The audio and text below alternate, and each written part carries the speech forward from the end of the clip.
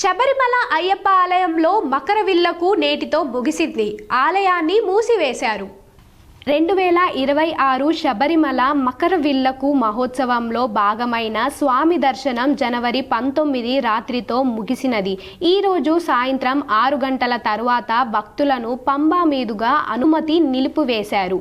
సన్నిధానంలో దర్శనం ఈ రాత్రి 10 గంటల వరకు చేసుకున్నారు. విందు పూజ అనంతరం మణిమండపం ఎదుట నిర్వహించిన గురుతితో మకరవిల్లుకు తీర్థయాత్ర ముగిసింది. ఈరోజు పందలం ప్రతినిధికి మాత్రమే దర్శనం ఇచ్చారు.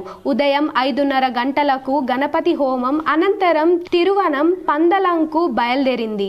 రాజప్రతినిధి దర్శనం అనంతరం 6:30 గంటలకు మేల్శాంతి అయ్యప్ప విగ్రహానికి విభూతి అభిషేకం నిర్వహించి హరివరాసనం పారాయణం చేసి కార్యక్రమాన్ని ముగించారు.